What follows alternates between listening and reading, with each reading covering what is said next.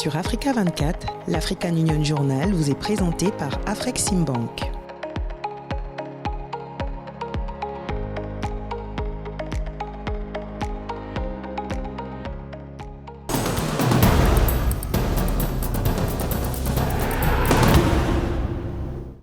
Nouvelle édition de votre programme hebdomadaire African Union Journal consacré à l'actualité de l'Union africaine.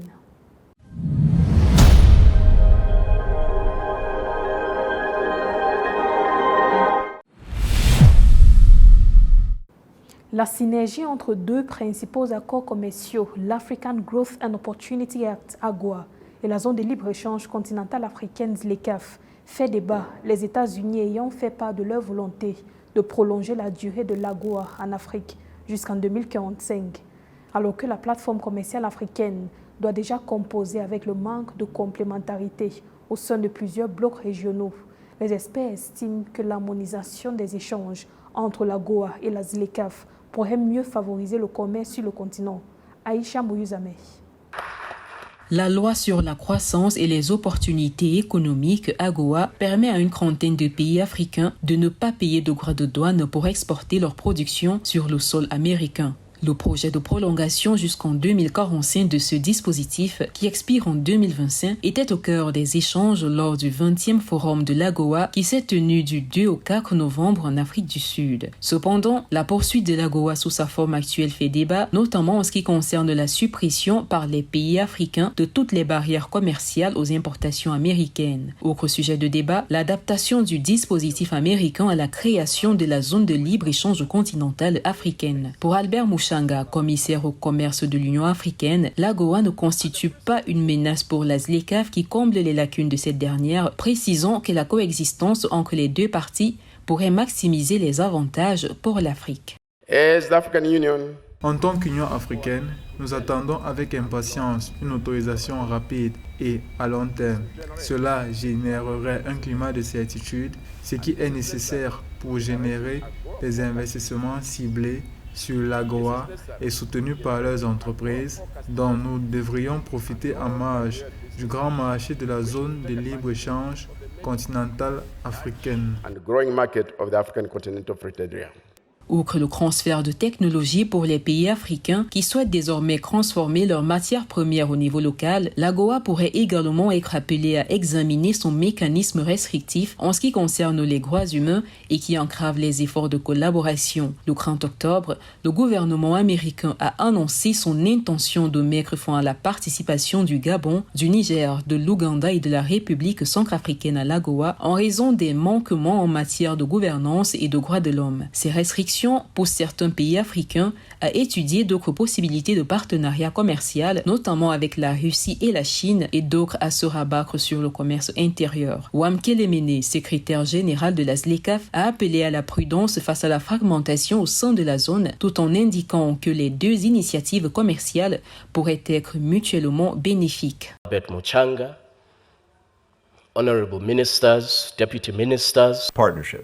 L'alignement de l'AGOA sur la ZLECAf doit être une priorité. Nous devons veiller à ce que l'AGOA soutienne la mise en œuvre de la ZLECAf et l'intégration régionale et que l'AGOA ne compromette pas par inadvertance les progrès d'intégration économique réalisés par l'Afrique dans le cadre de la ZLECAf.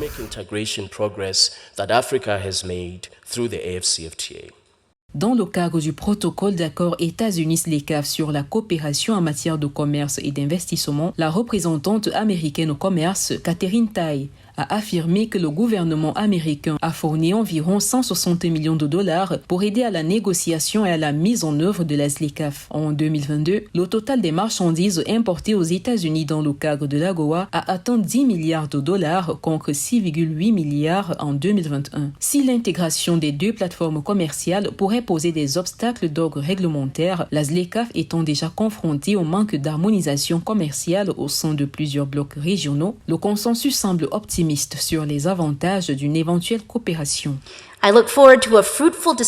J'attends avec impatience une discussion fructueuse et nous avons beaucoup de choses à dire. Améliorer les taux d'utilisation, explorer des outils commerciaux supplémentaires pour compléter notre relation AGOA, collaborer à la mise en œuvre de la ZLECAf et mieux utiliser le système commercial multilatéral au profit des autres pays, des groupes mal desservis dans chacune de nos économies. Toutefois, les importations américaines en provenance des bénéficiaires de l'AGOA ne représentaient que 1% de toutes ces importations en 2021 selon le Conseil du commerce international. Cette sous-performance suggère que l'AGOA nécessite des mises à jour et une expansion dans de nouveaux secteurs comme la technologie et les services numériques pour mieux coopérer avec le marché de la ZLECAf évalué à 3 400 milliards de dollars. Selon les estimations de l'African Growth and Opportunity Act (AGOA), à fin août 2023, les exportations globales vers les États-Unis en provenance des 35 pays bénéficiaires de l'accord représentaient 19,76 milliards de dollars, soit une baisse de 2% par rapport à 2022. Quelques 6 800 produits bénéficient d'un accès en franchise de droit aux États-Unis dans le cadre de ce programme. Lors du forum de l'AGOA, tenu du 2 au 4 novembre 2023, l'Union africaine a exprimé le besoin d'améliorer ce partenariat et demande au Congrès américain de renouveler la politique commerciale pour 10 ans ou plus avant son expiration en 2025. Nana Kamsokom. L'AGOA, selon son évaluation publiée en octobre, estime qu'à fin août 2023, les exportations globales vers les États-Unis par les 35 pays bénéficiaires de l'AGOA représentaient 19,76 milliards de dollars, soit une baisse de 2% par rapport à l'année 2022. À ce jour, quelques 6 800 produits bénéficient d'un accès en franchise de droit aux États-Unis dans le cadre de ce programme. Malgré ces chiffres, les pays africains souhaitent revoir la politique commerciale entre les deux parties. African countries, we are committed to the industrialization process. Les pays africains se sont engagés dans le processus d'industrialisation de leurs économies et c'est ce qui déterminera nos entrées et notre participation à l'AGOA. En remontant la chaîne de valeur, nous créons plus d'emplois et plus de valeur ici sur le continent africain et nous améliorons également la vie de 1,3 milliard de personnes qui vivent sur le continent. L'Afrique est une source importante de matières premières essentielles, mais nous ne voulons pas être définis comme de simples producteurs de produits de base. Les grandes opportunités industrielles résident plutôt dans la transformation des roches que nous extrayons et des métaux que nous produisons en biens industriels et de consommation sophistiquée dont les sociétés du monde entier ont besoin. Into the sophisticated industrial and consumer goods that societies across the world need. Pour mieux développer le commerce sur le continent, les leaders africains ont souligné l'importance d'un meilleur alignement entre le programme commercial des États-Unis, de l'Afrique subsaharienne et la zone de libre-échange continentale africaine. Ces derniers appellent à un développement des liens commerciaux entre l'Afrique et les États-Unis qui ne freinerait pas les efforts déployés par les États africains pour stimuler le commerce régional sur le continent. And we look forward to the United States working with African countries to foster. Nous attendons avec impatience que les États-Unis travaillent avec les pays africains pour favoriser une approche axée sur l'investissement qui vise à diversifier les chaînes d'approvisionnement international en minerais essentiels en valorisant ces ressources ici sur le continent africain. Nous souhaitons continuer à utiliser le commerce comme instrument pour faciliter l'industrialisation, la création d'emplois et la croissance inclusive. As an instrument to facilitate industrialization, job creation, and inclusive growth. Selon les dirigeants africains, l'AGOA a eu un impact positif, mais elle doit être mise à jour pour inclure des industries dans les domaines de l'agriculture, de l'automobile, des produits chimiques, des métaux et minéraux, des mines, ainsi que du secteur de la construction navale. Il estime que l'exportation des produits africains pourrait mieux stimuler la croissance économique du continent et promouvoir les Made in Africa. Legislation has helped to promote manufactured exports into the United States, but so much more can be done. La législation a continué à promouvoir les exportations de produits manufacturés vers les États-Unis, mais il restait encore beaucoup à faire. La réautorisation rapide du renouvellement de l'AGOA, avec un accent particulier sur la façon dont l'AGOA peut être améliorée, contribuera à garantir que la législation de l'AGOA atteigne et réalise son plein potentiel. Un renouvellement rapide peut également contribuer à renforcer le commerce et l'investissement, un processus dont notre continent a grandement besoin pour améliorer les conditions de vie de 1,3 milliard de personnes sur notre continent. Dans le même temps, nous voyons la possibilité d'améliorer l'AGOA avec des réformes qui aideront plus de production et faciliteront l'utilisation de l'agua par les PME. More products and will make it easier for small and medium-sized businesses to use it. Le programme devrait expirer en septembre 2025, mais des discussions sont déjà en cours sur l'éventualité de sa prolongation. Le secrétaire général de la ZLECAf, Wamkele Mene, estime qu'une extension de l'AGOA favoriserait les investissements étrangers en Afrique et renforcerait l'impact de l'industrialisation sur le continent. Les conflits, l'instabilité politique, le changement climatique, la pauvreté et le manque d'opportunités d'emploi, qui sont les principales causes de déplacements massifs en Afrique, ont rendu complexe le défi de la gestion des migrations sur le continent.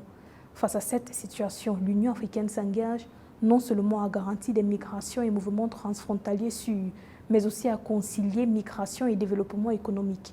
Plus de précisions dans ce reportage. Face aux défis multiformes et dans l'optique de stimuler le commerce intra-africain, les dirigeants africains cherchent à garantir des migrations et des mouvements transfrontaliers sûrs et sécurisés, alors que les zones frontalières en Afrique constituent aujourd'hui un refuge pour les groupes criminels dont les activités menacent la sécurité régionale. L'Union africaine souhaite une nouvelle approche plus coopérative dans la gestion des mouvements transfrontaliers. Il est très important pour nous de travailler ensemble. Si nous ne travaillons pas ensemble pour lutter contre cette situation, cela pourrait être difficile et nos États membres sont engagés. Comment pouvons-nous avoir un libre-échange sans libre circulation? La sécurité est un gros problème. Nous avons besoin d'une coopération accrue entre nos agents de sécurité aux frontières. Les conflits, l'instabilité politique, le changement climatique, la pauvreté et le manque d'opportunités d'emploi sont les principales causes des déplacements massifs en Afrique. Ces fléaux ont rendu complexe le défi de la gestion des migrations sur le continent. Pour les experts de l'Union africaine, il ne suffit pas d'améliorer la gestion des migrations, mais de s'attaquer aux causes profondes de celles-ci afin de limiter leur occurrence.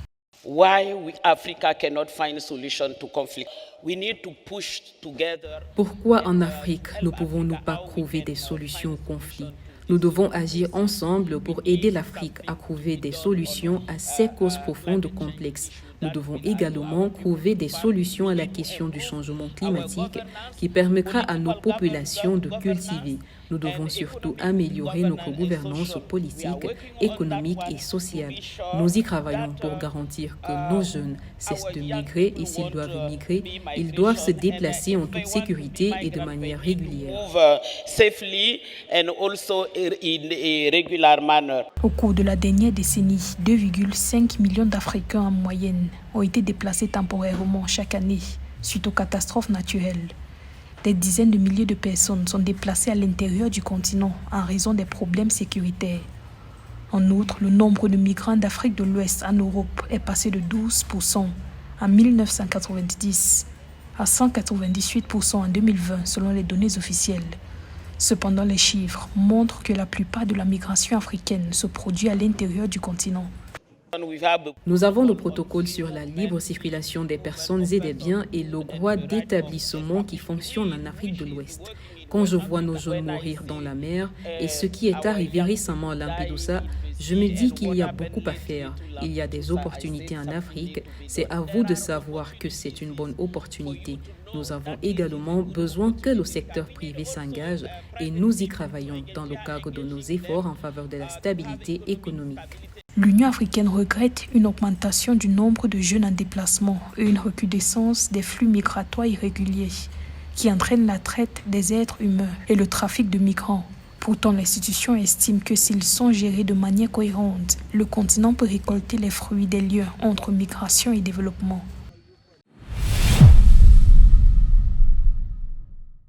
Dans l'actu en bref de cette édition de l'African Union Journal, l'autorité intergouvernementale pour le développement IGAD commémore la signature de l'accord de cessation des hostilités en Éthiopie. La communauté économique des États de l'Afrique centrale, CEEAC, boucle sa seconde mission d'information et d'évaluation préélectorale en prélude aux élections générales du 20 décembre 2023 en République démocratique du Congo. Le Lesotho signe l'accord tripartite de libre-échange COMESA-SADC-EAC. Boakne Gebeyehu, secrétaire exécutif de l'IGAD, l'autorité intergouvernementale pour le développement, a félicité le 2 novembre 2023 les parties signataires de l'accord de cessation des hostilités en Éthiopie. Le dit accord avait été signé le 2 novembre 2022 à Pretoria, en Afrique du Sud, sous l'égide du haut représentant de l'Union africaine pour la Corne de l'Afrique, Olusegun Obasanjo, l'ancien président de la République du Kenya, Uhuru Kenyatta, ainsi que les autres membres du groupe de haut niveau pour le processus de paix en Éthiopie. Pour le secrétaire exécutif de l'IGAD, depuis la signature de cet accord entre le gouvernement fédéral éthiopien et le Front populaire de libération du Tigré, de nombreux progrès ont été accomplis dans la restauration de la paix. L'IGAD appelle la communauté internationale à soutenir la poursuite de la mise en œuvre de l'accord et la cessation durable des hostilités en Éthiopie et dans la région plus large de la Corne de l'Afrique.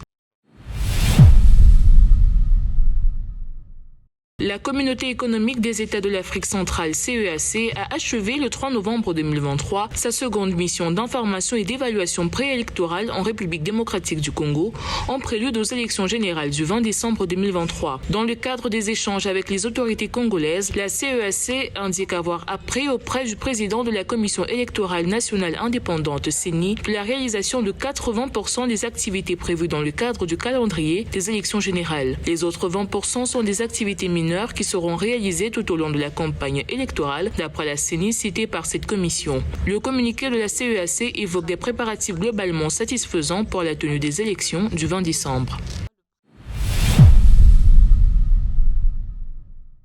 L'accord tripartite de libre-échange entre le marché commun de l'Afrique orientale et australe, COMESA, Communauté de développement de l'Afrique australe, SADC, et la Communauté de l'Afrique de l'Est, EAC, compte désormais 23 signataires et 11 ratifications à la faveur de l'adhésion du Lesotho. Le Royaume du Lesotho a signé l'accord le 27 octobre 2023. Pour que l'accord entre en vigueur, 14 ratifications par les États partenaires sont requises. L'accord tripartite de zone de libre-échange COMESA, EAC et SADC, qui regroupe 24 pays du continent, a été finalisé et soumis à la signature en 2015. Il vise à favoriser l'intégration des marchés des pays membres du COMESA, de la SADC et de l'EAC. Il a aussi vocation à promouvoir l'industrialisation et le développement des infrastructures dans ce grand marché unique, garantissant en outre la libre circulation des biens et des services pour promouvoir le commerce interrégional.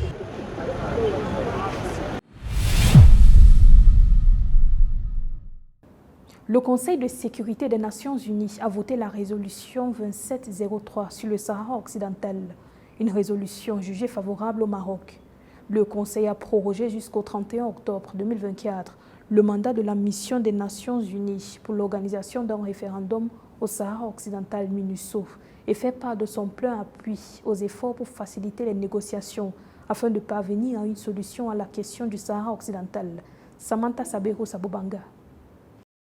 Les membres du Conseil de sécurité de l'ONU ont adopté le 30 octobre 2023 la résolution 2703 relative à la question du Sahara occidental. Cette résolution renouvelle le mandat de la MINUSO pour une année jusqu'à fin octobre 2024. En quête de solutions pacifiques et durables, gage d'une mobilisation commune pour la restauration d'un climat pacifique au Sahara occidental. Le Royaume du Maroc se félicite de l'adoption de la résolution 703 du Conseil de sécurité sur la question du Sahara marocain. À cette occasion, je voudrais remercier vivement le pen holder américain pour la rédaction et la négociation de cette résolution.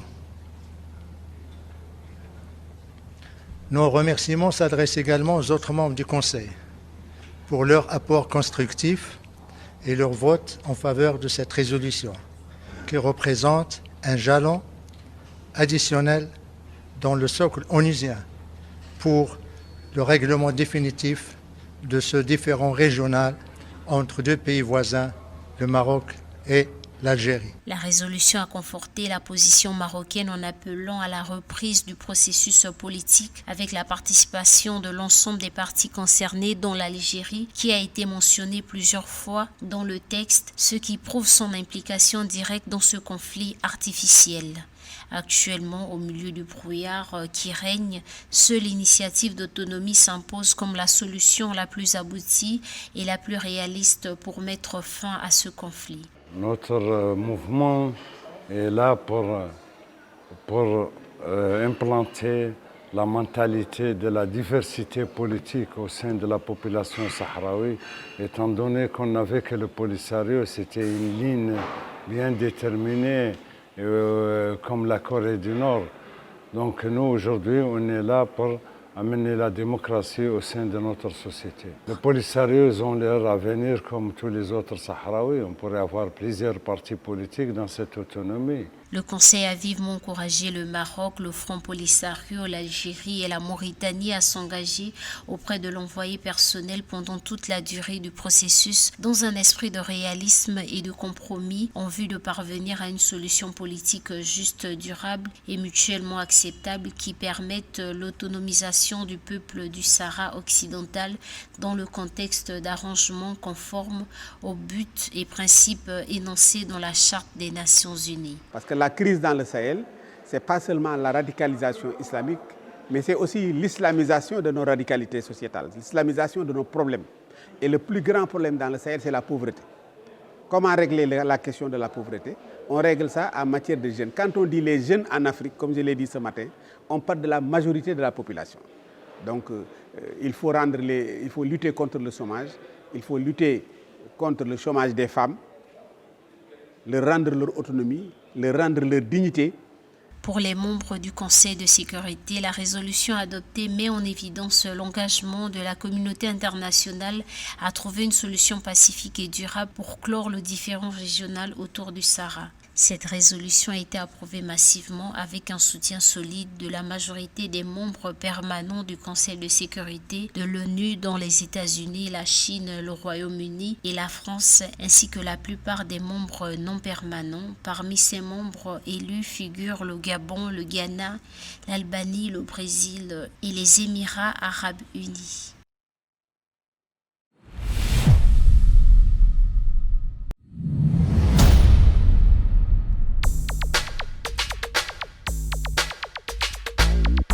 L'Union africaine de radiodiffusion organise les 14, 15 et 16 novembre 2023 à Kigali, capitale du Rwanda, une conférence internationale sur les enjeux liés à l'intelligence artificielle dans les médias audiovisuels en Afrique. L'URR, plus grande organisation professionnelle de radiodiffusion et de télévision sur le continent, estime que l'intelligence artificielle a une influence majeure sur la collecte et le traitement de l'information, sur la conception, la production, la distribution et la programmation des contenus audiovisuels et sur la maîtrise des antennes, des radios et des télévisions, ainsi que sur l'usage organisationnel des médias sociaux. La conférence vise ainsi à identifier les atouts que l'IA génère, mais aussi les limites qu'elle suggère, notamment l'impact qu'elle peut constituer en entamant gravement la confiance aux médias.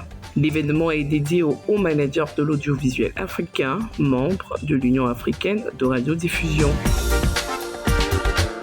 La 5e édition de la conférence sur les politiques foncières en Afrique se tiendra du 21 au 24 novembre 2023 à Addis Abeba en Éthiopie sur le thème « Promouvoir une gouvernance foncière durable en Afrique pour une mise en œuvre accélérée de l'accord sur la zone de libre-échange continentale africaine ». Organisée tous les 2 ans par le Centre africain sur les politiques foncières, l'objectif global de la conférence est d'approfondir l'engagement et de renforcer les capacités d'élaboration, de mise en œuvre et de suivi des politiques foncière en Afrique, grâce à un meilleur accès aux connaissances et à l'information, à l'appui de l'élaboration des politiques foncières fondées sur les données.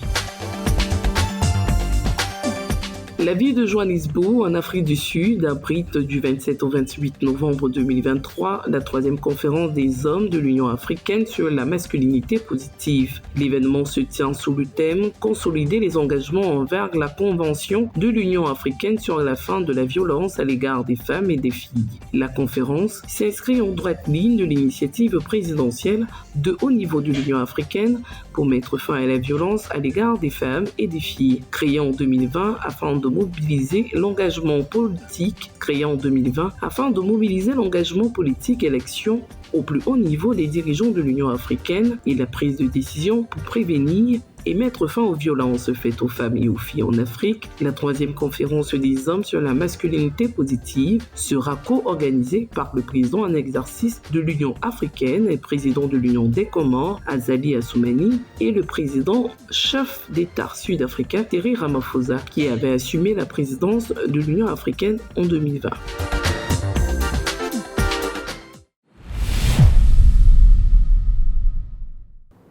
Anna Maria Mogeti, ministre du Travail et de l'Intérieur du Botswana, dirige le Forum panafricain sur la migration pour la période 2023-2024.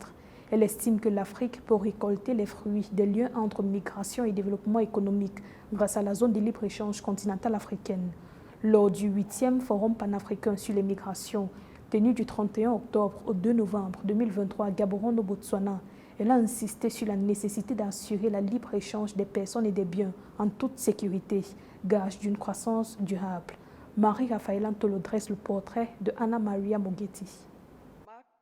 Ancienne ministre de l'Immigration et actuelle ministre du Travail et de l'Intérieur du Botswana, les fonctions de Anna Maria Mogeti lui ont permis au fil du temps d'imposer son point de vue sur les questions relatives à l'immigration au Botswana en particulier et en Afrique en général. Pour garantir la réussite de la zone de libre-échange continentale africaine et l'implémentation d'un marché commun en vue de booster les économies africaines, Maria Mogeti insiste sur la nécessité de lier le phénomène migratoire au marché intra-africain. La ministre préside le Forum panafricain sur la migration pour la période 2023-2024. Elle a été portée à ses fonctions au cours des travaux du 8e Forum panafricain sur la migration, tenu du 31 octobre au 2 novembre 2023 à Gaborone au Botswana. Il y a un besoin pour un leadership africain et des techniciens pour investir dans la sensibilisation de nos populations quant aux opportunités qui peuvent être créées par une migration ordonnée. Cela va relâcher un potentiel économique durable. Clairement accentuée dans la vision de l'Union africaine et imprégnant toutes les aspirations de l'agenda 2063, l'intégration, la libre circulation et le commerce de l'Afrique, ainsi que le cadre politique migratoire pour l'Afrique, n'ont jamais été aussi prononcés dans les cadres politiques de développement du continent. Exploiter les dividendes du lien entre libre circulation, migration et commerce et tirer parti de la mobilité intra-africaine devrait, selon les experts, permettre de contribuer au développement socio-économique de l'Afrique. L'Afrique est la plus grande zone de libre-échange qui rassemble 55 pays, la majorité desquels je représente aujourd'hui. L'Afrique a également une population relativement importante qui compte 1,3 milliard de personnes qui occupent une zone d'environ 30 millions de kilomètres cubes et en cela possède une grande opportunité démographique pour le développement durable.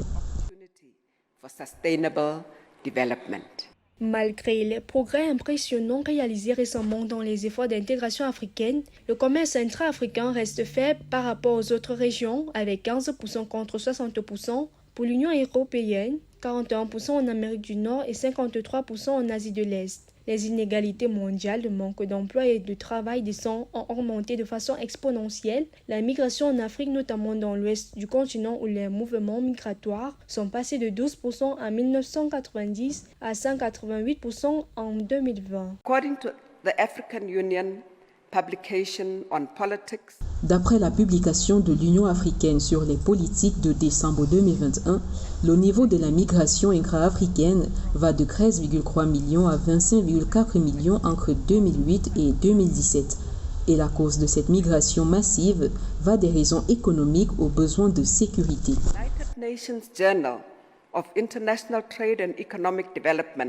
D'après la ministre botswanaise Maria Mogeti, le continent recèle de vastes opportunités qui peuvent tirer les bénéfices de la ZLECAf et parvenir à une migration régulière, sûre et ordonnée grâce à la promotion de la libre circulation et du commerce, l'amélioration de l'identité juridique sur le continent, ainsi que l'exploration de la technologie numérique et des statistiques dans le contexte de la libre circulation et de la migration de main-d'œuvre sur le continent. Des positions qu'elle va promouvoir à la présidence du Forum panafricain sur la migration, plateforme destinée à informer, motiver et stimuler les communautés économiques régionales de l'Union africaine, les processus consultatifs régionaux et d'autres mécanismes de consultation inter-États sur la migration en Afrique.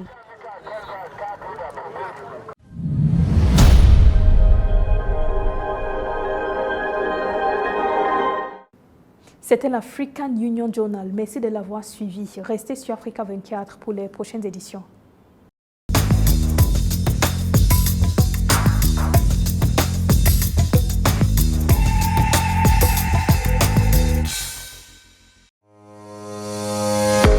Sur Africa 24, l'African Union Journal vous est présenté par Afreximbank.